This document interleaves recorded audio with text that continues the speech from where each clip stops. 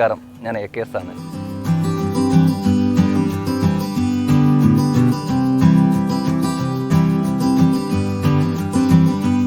ഞാനിപ്പോൾ നിൽക്കുന്നത് ചിത്രാഞ്ജലി സ്റ്റുഡിയോയിലാണ്. സിനിമ സീരിയലായിട്ട് ബന്ധപ്പെട്ടുള്ള വർക്കായിട്ട് ഇപ്പോൾ ട്രിവാൻഡ്രത്തുണ്ട്. ഇപ്പം വെള്ളാരംകുന്നിലെ വെള്ളിമീനുകൾ എന്ന ഒരു സിനിമയുടെ ഡയറക്ടർ കുമാരനാഥ് സാർ ചെയ്യുന്ന ചിത്രമാണ്, എല്ലാവർക്കും അറിയാം. ഈ സിനിമയുടെ പോസ്റ്റ് പ്രൊഡക്ഷൻ വർക്കുകളുമായിട്ട് ബന്ധപ്പെട്ട് ചിത്രാഞ്ജലി സ്റ്റുഡിയോയിലാണ് ഇപ്പോൾ നിൽക്കുന്നത്. വളരെ നല്ല വ്യത്യസ്തമായ ഒരു ഫാമിലി എൻ്റർടൈനറാണ് വെള്ളാരംകുന്നിലെ വെള്ളിമീനുകൾ. മലയാളത്തിലെ പ്രമുഖ താരങ്ങൾ അണിനിരക്കുന്ന ചിത്രത്തിൽ പുതുമങ്ങളും അഭിനയിക്കുന്നു. ഈ ചിത്രത്തിൽ ഞാനൊരു ശ്രദ്ധേയമായ ഒരു വേഷം അഭിനയിച്ചിട്ടുണ്ട്. എന്നാൽ കൂടാതെ തന്നെ ഇതിൽ അസിസ്റ്റൻറ്റ് ഡയറക്ടറായിട്ട് ഞാൻ ചെയ്യുന്ന ഒരു ആദ്യത്തെ സിനിമയാണ് വെള്ളാരംകുന്നിലെ വെള്ളിമീനുകൾ.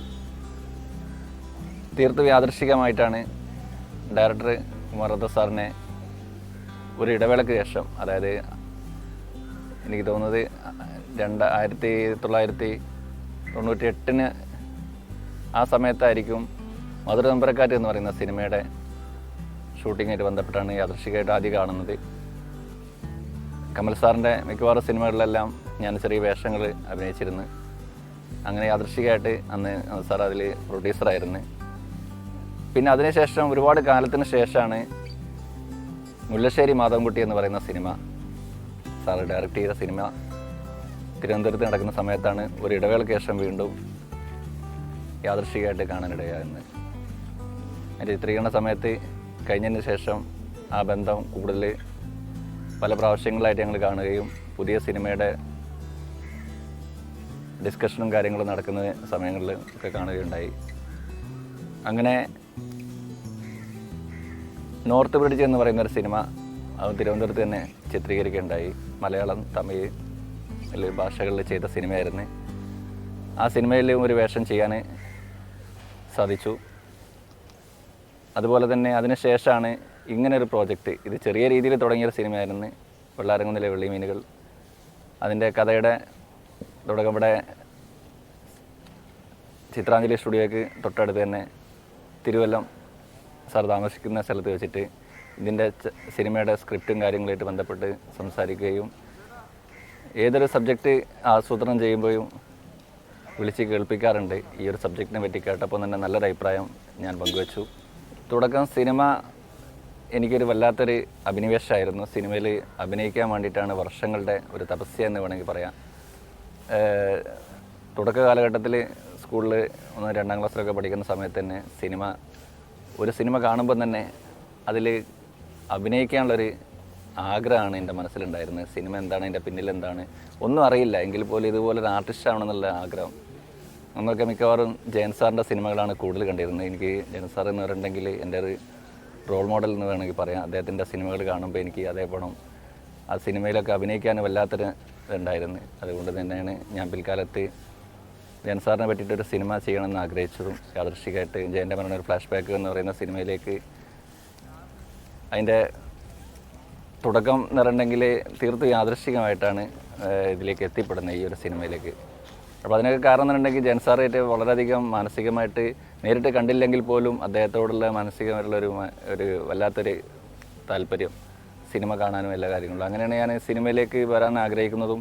അങ്ങനെ 91-92 കാലഘട്ടത്തിലാണ് ആദ്യമായിട്ട് ചിത്രീകരണ ലൊക്കേഷനിലേക്ക് എത്തിപ്പെടുന്നത്. 91 പ്രിയദർശൻ സാറ് ഡയറക്റ്റ് ചെയ്ത അദ്വൈതം എന്ന് പറയുന്ന സിനിമയുടെ ഷൂട്ടിങ് കാലിക്കറ്റ് വെച്ച് നടക്കുന്ന സമയത്ത് അങ്ങനെ വീണ്ടും അങ്ങനെ അഭിനയിക്കാനുള്ള ഒരു ആഗ്രഹത്തോട് കൂടിയിട്ട് മിക്കവാറും കേരളത്തിലെ ലൊക്കേഷനിൽ കയറി ഇറങ്ങുന്നൊരു അവസ്ഥ എന്നിൽ സംജാതമായി. അങ്ങനെ എനിക്ക് ഈ ഒരു വല്ലാത്ത സിനിമ എന്ന് പറയുന്ന ഒരു പാഷനിൽ ഞാൻ വളരെയധികം മാനസികമായിട്ട് സിനിമ അഭിനയിക്കാനുള്ളൊരു ആഗ്രഹം, ഉത്കടമായൊരു അഭിനിവേശനിൽ ഉളവായി.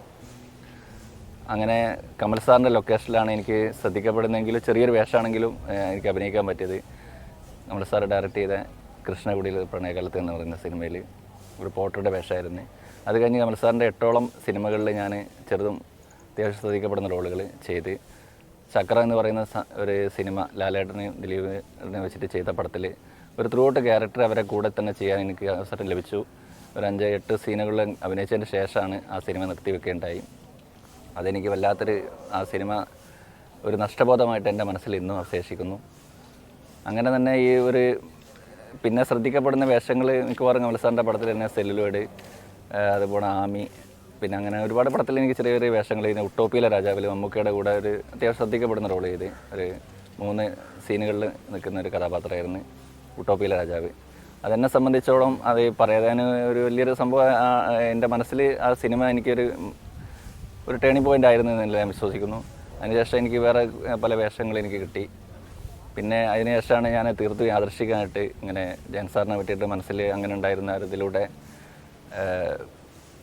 1991 ട്രീറ്റ്മെൻ്റ് ആയിട്ട് ബാലക്കനാരിയായിട്ട് ഹോസ്പിറ്റലിൽ കിടക്കുന്ന സമയത്താണ് ഞാൻ അദ്ദേഹത്തിൻ്റെ കൊണ്ടായിരുന്നു ഞാൻ എൻ്റെ ട്രീറ്റ്മെൻറ്റ് ആവശ്യാർത്ഥം. അങ്ങനെ അദ്ദേഹത്തിൽ നിന്ന് കിട്ടിയ ചില അറിവുകളും കാര്യങ്ങളും വെച്ചുകൊണ്ട് കോളിളക്കത്തിൽ ആ ഹെലികോപ്റ്റർ അപകടം ബേസ് ചെയ്തുകൊണ്ട് ഒരു സിനിമ എടുക്കണം എന്നുള്ള മനസ്സിൽ അന്നൊക്കെ ഉണ്ടെങ്കിൽ അത് ഒരു മനസ്സിൽ തോന്നിയൊരു ആഗ്രഹം. വർഷങ്ങൾക്ക് ശേഷം ജയൻ സാറിൻ്റെ അനിയൻ്റെ മകൻ കണ്ണൻ നായർ എൻ്റെ കൂടെ ഒരു 5-8 മാസം എൻ്റെ കൂടെ നാട്ടിൽ കുണ്ടോട്ടിയിലാണ് അദ്ദേഹത്തിൻ്റെ കൂടെ ഉണ്ടായിരുന്നത്. അങ്ങനെയാണ് ഈ സിനിമ എന്ന് പറയുന്ന ആദ്യം ഒരു പുസ്തകം എഴുതാന്നുള്ള രീതിയിലാണ് തുടങ്ങിയതെങ്കിലും അതിലുപരിയായിട്ട് ഈ ഒരു സബ്ജക്റ്റ് സിനിമയാക്കണമെന്ന് ആഗ്രഹിച്ച് അങ്ങനെ ഇതിൻ്റെ സ്ക്രിപ്റ്റ് കാര്യങ്ങളൊക്കെ ചെയ്യുന്നതിനിടയ്ക്ക് തന്നെ പൂജ കഴിഞ്ഞ ഒരു 1.5 വർഷത്തോളമായി ജയൻ സാറിൻ്റെ വീടിൻ്റെ അവിടെ വെച്ചിട്ട് തന്നെ പൂജ നടത്തി. അദ്ദേഹത്തിൻ്റെ ഫാമിലി എല്ലാ മിക്കവാറും ആളുകളൊക്കെ നമ്മോട് സപ്പോർട്ട് ചെയ്തുകൊണ്ടുള്ള നല്ലൊരു സബ്ജക്റ്റായിരുന്നു അത് ആസൂത്രണം ചെയ്തിരുന്നത്. സ്വല്പം വൈകി, അതിൻ്റെ ഇടയ്ക്ക് കോവിഡും കാര്യങ്ങളും വന്ന് അങ്ങനെ മാറിപ്പോയി.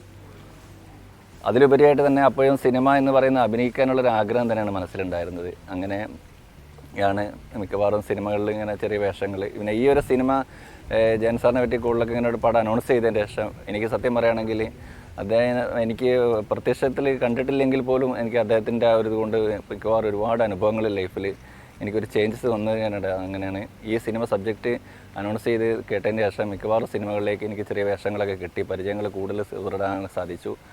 അങ്ങനെയാണ് വെള്ളാരംകുന്നിലെ വെള്ളിമീനുകൾ എന്ന് പറയുന്ന ഈ സിനിമയായിട്ട് ഞാൻ ഇപ്പം ഈ സിനിമയുടെ തുടക്കം ഞങ്ങൾ ആദ്യം ഈ കഥ ചർച്ച നടക്കുന്ന മുതൽ ഇന്ന് ഈ നിമിഷം വരെ ഈ സിനിമയുമായിട്ട് കൂടെ നിന്ന് സഹകരിക്കാൻ എനിക്ക് അവസരം ലഭിച്ചു. ഇതിലൊരു നല്ല ശ്രദ്ധേയമായൊരു വേഷം എനിക്ക് ലഭിച്ചു. അദ്ദേഹത്തോട് ഞാൻ ഡയറക്ടർ കുമാരനാഥ സാറിനോട് എനിക്ക് എന്നും കടപ്പാടുണ്ട്. അദ്ദേഹം എനിക്കൊരു ഡയറക്ടർ ആർട്ടിസ്റ്റ് അല്ലെങ്കിൽ ഒരു അസിസ്റ്റൻറ്റ് ഡയറക്ടർ എന്നുള്ളതിൽ ഉപരിയായിട്ടുള്ളൊരു ബന്ധം എനിക്കൊരു സ്വന്തം ജ്യേഷ്ഠ സഹോദരൻ്റെ സ്ഥാനത്ത് കാണുന്നൊരു വ്യക്തിയാണ്. പല രീതിയിലും എന്നെ മാനസികമായിട്ട് സ്വാധീനിച്ചിട്ടുണ്ട്. അദ്ദേഹത്തിൻ്റെ ഓരോ പ്രവർത്തനങ്ങളും ആ ഒരു നന്മ എനിക്ക് മനസ്സിലെന്നും അതൊരു ഇതാണ്. അതുകൊണ്ട് തന്നെ ആ ഒരു ഫാമിലിയുമായിട്ട് എനിക്ക് വളരെയധികം സുദൃഢമായൊരു ബന്ധം ഞാൻ ഇന്നും കാത്തുസൂക്ഷിക്കുന്നു. ഓരോ ദിവസവും ഓരോ കാര്യങ്ങളിലും ഞങ്ങൾ ഈ കാര്യത്തിൽ പോസ്റ്റ് പ്രൊഡക്ഷൻ കാര്യങ്ങൾ ഇപ്പം നടന്ന് തീരാറായി. ഈ സിനിമ എന്തുകൊണ്ടും നല്ലൊരു സിനിമയായിട്ട് പ്രേക്ഷകർ സ്വീകരിക്കും എന്നുള്ളതാണ് വിശ്വാസം. അത്ര നല്ല രീതിയിൽ ചെയ്ത ഒരു വ്യത്യസ്തമായൊരു ഫാമിലി എൻ്റർടൈനറാണ് ഈ സിനിമ. അദ്ദേഹത്തിൻ്റെ വളരെ കഠിന തപസ്യയാണ് ഈ സിനിമ. വളരെയധികം മാനസികമായിട്ട് ഈ സിനിമയോട് ഉള്ള ഒരു ഇതിന്നാണ് ഈ ഒരു സബ്ജക്റ്റ് തയ്യാറാക്കിയത്. അതുകൊണ്ട് തന്നെ കൂടെ നിൽക്കുമ്പം എനിക്ക് പറയാനുള്ള പ്രേക്ഷകരോട് ഈ സിനിമ എന്തുകൊണ്ടും ഇപ്പോൾ കോവിഡിൻ്റെ ഈ ഒരു സംഭവം കഴിഞ്ഞാൽ തിയേറ്ററിലെത്തും, അതെല്ലാവരും കാണണം, നല്ലൊരു സിനിമയായിട്ട് വിജയിപ്പിക്കണം എന്നാണ് എനിക്ക് പറയാനുള്ളത്. തീർച്ചയായിട്ടും അങ്ങനെ എനിക്ക് സംതൃപ്തി, തീർച്ചയായിട്ടും എനിക്ക് ഓരോ വേഷങ്ങൾ ചെയ്യുമ്പോഴും ഞാൻ മാനസികമായിട്ട് വളരെയധികം സാറ്റിസ്ഫൈഡ് ആണ്. കാരണം നമുക്ക് ഓരോരുത്തർക്കും ഓരോ വിധിയുണ്ട്. കാരണം നമ്മൾ പ്രതീക്ഷിക്കുന്നതിലപ്പുറമായിട്ട് എനിക്ക് തുടക്ക കാലഘട്ടം മുതൽ തന്നെ നല്ല വേഷങ്ങൾ കിട്ടിയിട്ടുണ്ട്. പലപ്പോഴും നല്ല വേഷങ്ങൾ ചെയ്ത പടങ്ങൾ റിലീസാവാതെ പോയതിൽ എനിക്ക് വളരെയധികം മാനസിക വിഷമങ്ങൾ അനുഭവിക്കുന്ന ഒരാളാണ്. ഇപ്പോൾ ഞാൻ ഉദാഹരണം ചക്രം പറഞ്ഞ്, അതേപോലെ തന്നെ നടൻ ഭീമൻ രഘു ഒരു സിനിമ ഡയറക്റ്റ് ചെയ്തത്, ഭീമൻ രഘു സാർ ചെയ്ത അഗ്നിനാൾ എന്ന് പറയുന്ന സബ്ജക്റ്റ് ഒരു സിനിമയിൽ ത്രൂ ഔട്ട് ക്യാരക്ടർ കോമഡി വേഷം ഞാൻ ചെയ്തിരുന്നു. ആ സിനിമയും പാതിവയിൽ നിന്ന് പോയി എന്നുള്ളത് വലിയാത്തൊരു സങ്കടമുള്ള കാര്യമാണ്. അങ്ങനെ നഷ്ടബോധം എനിക്ക് എൻ്റെ ലൈഫിൽ ഒരുപാടുണ്ട്. അത് എല്ലാ കാര്യത്തിലും സ്വജീവിതത്തിലും നഷ്ടബോധങ്ങളും നികത്താനാവാത്ത നഷ്ടങ്ങൾ ഒരുപാടുണ്ടായിട്ടുണ്ട്. അപ്പോൾ അത് തിരിച്ചെടുക്കാൻ പറ്റാത്തത് മിക്കവാറും ഞാൻ എഴുതുന്നത് പോലും അതേപോലെ അറം പറ്റിപ്പോകുന്ന അവസ്ഥകൾ എൻ്റെ ലൈഫിൽ ഉണ്ടായിട്ടുണ്ട്. സ്വജീവിതത്തിലാണെങ്കിലും അത് തന്നെയാണ് സംഭവിച്ചിട്ടുള്ളത്. അപ്പോൾ നഷ്ടബോധം എന്ന് പറഞ്ഞാൽ സിനിമയിൽ ചെറിയ വേഷങ്ങളാണ്, വലിയ വേഷങ്ങളാണെന്നുണ്ടെങ്കിലും ഞാൻ അതിനെല്ലാം സംതൃപ്തനാണെന്ന് തന്നെ എനിക്ക് പറയാൻ പറ്റും. കാരണം എനിക്ക് അത്രമാത്രം ഈ സിനിമയിൽ വരാനുള്ള അർഹത യോഗ്യത ഒന്നും ഉണ്ടായിട്ടില്ല. എൻ്റെ ഒരു പ്രതീക്ഷ, എൻ്റെ ഒരു ആഗ്രഹം, അതിനകത്ത് ഞാൻ നിരന്തരം കഷ്ടപ്പാടും യാതനകൾ ഉള്ള ഒരു ജീവിതത്തിൽ ഞാനിങ്ങനെ ഒറ്റയടി പാതയിലൂടെ തന്നെ യാത്ര തുടരുന്നത്. എനിക്കാരും കൂടുതലായിട്ട് വലിയ അവസരങ്ങളൊന്നും ഇതുവരെയായിട്ട് എന്നെ തേടിയെത്തിയിട്ടില്ല. പിന്നെ ഈ ബന്ധങ്ങൾ ഉപയോഗിച്ചുകൊണ്ട് തന്നെയാണ് വേഷങ്ങൾ കിട്ടിയിരുന്നത്. മിക്കവാറും കമൽ സാർ എൻ്റെ ഒരു ഗുരുസ്ഥാനീയം തന്നെയാണ്. അദ്ദേഹത്തിൻ്റെ മിക്കവാറും 5-8ഓളം പടങ്ങളിൽ എനിക്ക് വേഷം അഭിനയിക്കാൻ പറ്റി. അതിൽ ഞാൻ സംതൃപ്തി എനിക്കുണ്ട്, ആ ഒരു കടപ്പാടുണ്ട്. പിന്നെ അദ്ദേഹത്തിൻ്റെ സാറിൻ്റെ ശിഷ്യനായിരുന്ന അൽത്താഫ് റഹ്മാൻ ഡയറക്റ്റ് ചെയ്തിരുന്ന നീലിയിലും എനിക്ക് ഒരു വേഷം കിട്ടി. പിന്നെ സാറിൻ്റെ തന്നെ മിക്കവാറും പടങ്ങളിലൊക്കെ ഞാൻ ചെയ്തിരുന്നത്. പിന്നെ എനിക്ക് ജയറാമേട്ടൻ്റെ പോലുള്ള ആളുകൾ നല്ല രീതിയിൽ സപ്പോർട്ട് ചെയ്തിട്ടുണ്ട്, അവരെന്നെ ഹെൽപ്പ് ചെയ്തിട്ടുണ്ട്. ജയറാമേട്ടൻ്റെ കൂടെ 2-3 പടം അദ്ദേഹത്തിൻ്റെ കെയർ ഓഫിൽ ഞാൻ ചെയ്ത്, പഞ്ചവർണ്ണത്തെ ലാസ്റ്റ് ചെയ്ത് അദ്ദേഹത്തിൻ്റെ കെയർ ഓഫിലാണ് എനിക്ക് ആ പടം കിട്ടിയത്. അങ്ങനെ മിക്കവാറും പടങ്ങളിൽ ജയറാമേട്ടൻ്റെ കൂടെ 3-4 പടം ചെയ്ത്, ശേഷത്തിലും അദ്ദേഹം തന്നെയാണ് എന്നെ ഇൻട്രൊഡ്യൂസ് ചെയ്യുന്നത്. T K Rajkumar sir direct ചെയ്ത ആ പടത്തിലും ശ്രദ്ധിക്കപ്പെടുന്ന റോളായിരുന്നു. പിന്നെ പഞ്ചവർണ്ണത്തിൽ ചെറിയ റോളാണെന്നുണ്ടെങ്കിൽ പിഷാരടി സാറിനെ എന്നെ പരിചയപ്പെടുത്തി എനിക്കൊരു വേഷം വാങ്ങിച്ചു തരുന്നത് ജയറാമേട്ടനാണ്. അപ്പോൾ അങ്ങനെയുള്ള ഒരുപാട് എനിക്ക് ഹെൽപ്പ് ചെയ്തിട്ടുള്ള ആളുകൾ എനിക്ക് ഒരുപാടുണ്ട്. മലയാള സിനിമയിൽ ഡയറക്ടർമാരായിട്ടും ആർട്ടിസ്റ്റുകളായിട്ടും എല്ലാവരും ഒന്നും പേരെടുത്ത് പറയുന്നില്ല. അപ്പോൾ അതിലുപരിയായിട്ട് എനിക്ക് അറിയണമെങ്കിൽ വേഷങ്ങൾ ലഭിക്കുന്നതിൽ അങ്ങനെ എനിക്ക് ഉള്ള അവസരം എന്തായാലും എനിക്ക് കിട്ടും എന്നുള്ളത് തോന്നുന്നുണ്ട്. നല്ല പടങ്ങളിൽ അത്യാവശ്യം ഓടിയ പടങ്ങളിലും അത്യാവശ്യം ആർട്ടിസ്റ്റുകളുടെ കൂടെ ഇപ്പോൾ മലയാളത്തിലെ ബഹുമുഖ പ്രതിഭകളുടെ കൂടെ അഭിനയിക്കാൻ പറ്റി. ലാലേട്ടൻ്റെ കൂടെ ആണെങ്കിലും മമ്മൂക്കയുടെ കൂടെ ആണെങ്കിലും ജയറാമേട്ടൻ, അതേപോലെ ഈ പറയുന്ന ഒരുപാട് നടന്മാരുടെ കൂടെ എനിക്ക് വേഷം കിട്ടിയിട്ടുണ്ട്. അതേപോലെ പിന്നെ എനിക്ക് എടുത്തു പറയത്തക്ക കാര്യം മലയാള സിനിമയിലും സീരിയലിലും പിന്നെ ഹോം സിനിമയുടെ തുടക്ക കാലഘട്ടം മുതൽ മലയാള സീരിയൽ ഹോം സിനിമ തുടങ്ങുന്ന കാലത്തിൽ അതിൻ്റെ ആദ്യമായിട്ട് തന്നെ തുടക്കത്തിലൊരു ഒരാൾ ഞാനായിരുന്നു എന്നുള്ളതിലേക്ക് വളരെയധികം ഒരു സന്തോഷമുള്ളൊരു കാര്യമാണ്.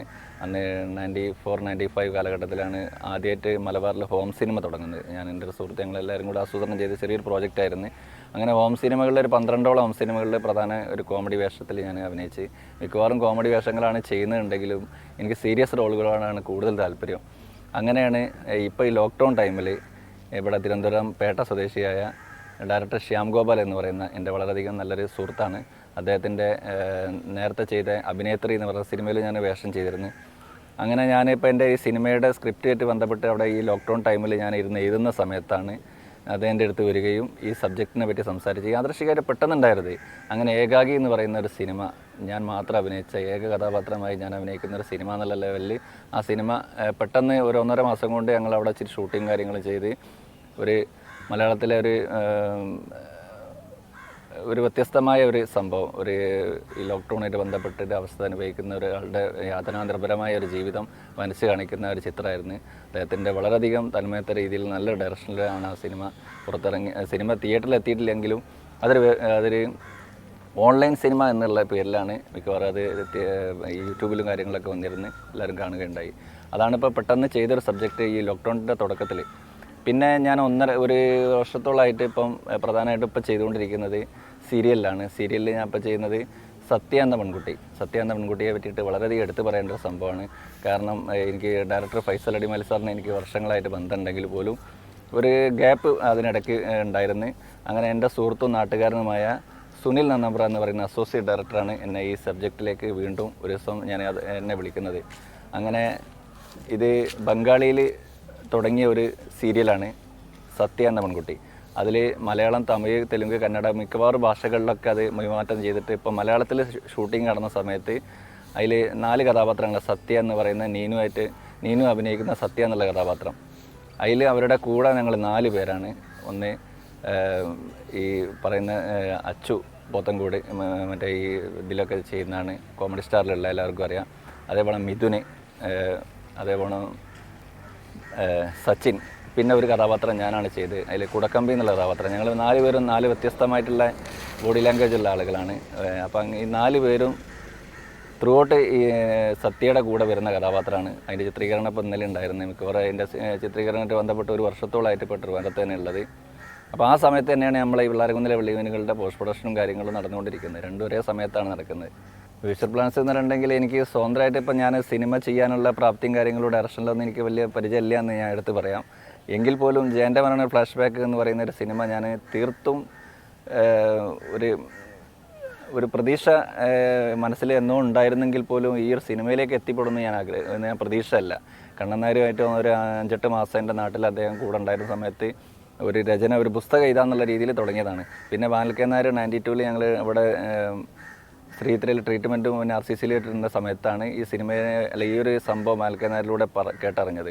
അങ്ങനെ അദ്ദേഹം പറഞ്ഞ കുറേ കാര്യങ്ങൾ മനസ്സിലെന്നും ഉണ്ടായിരുന്നു.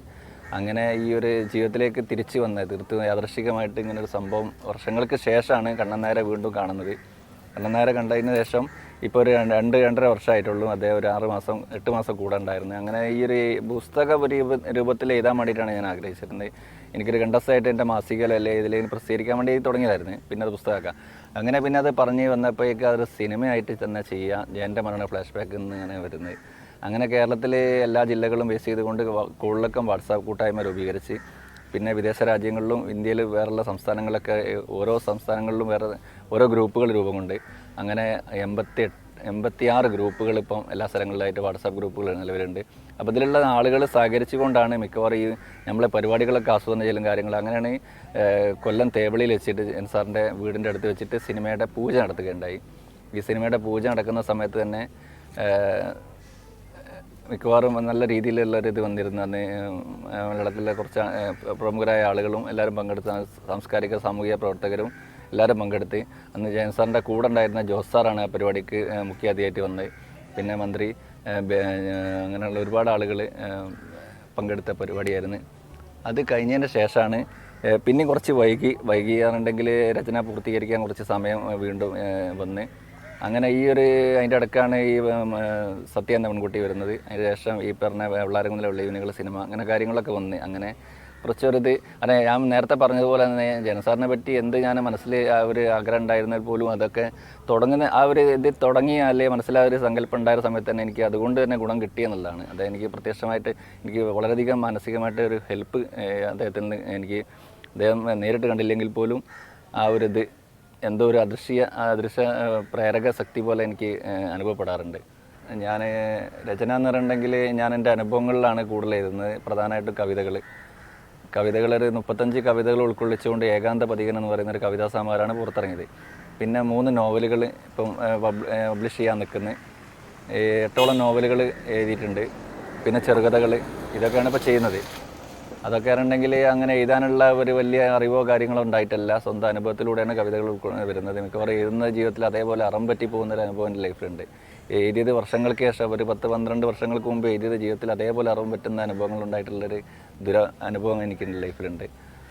അങ്ങനെ പിന്നെ മാസിക ഈ പത്രമാധ്യമ രംഗത്ത് ഞാൻ അങ്ങനെ വലിയൊരു പരിചയമൊന്നും ഉണ്ടായിട്ടില്ല. പിന്നെ കുറച്ച് ആനുകാലിക പ്രസിദ്ധീകരണങ്ങൾ, മെട്രോ വാർത്ത ഉൾപ്പെടെ കുറേ മാസികകളിൽ പത്രങ്ങളിലൊക്കെ വർക്ക് ചെയ്ത് പിന്നെ പ്രത്യയം എന്നുള്ള പേരിൽ ഒരു മാസിക സ്വന്തമായിട്ട് പബ്ലിഷ് ചെയ്തിരുന്നു. അത് കോഴിക്കോട് നിന്ന് പബ്ലിഷ് ചെയ്തിരുന്ന 2-2.5 വർഷം ഉണ്ടായിരുന്നു.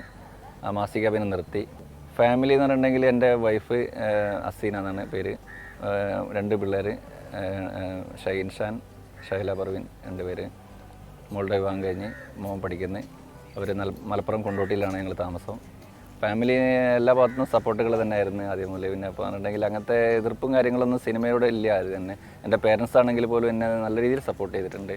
എല്ലാ ഭാഗത്തുനിന്നും എനിക്ക് ഒരു സപ്പോർട്ട് തന്നെയാണ് ഉണ്ടായിട്ടുള്ളത്.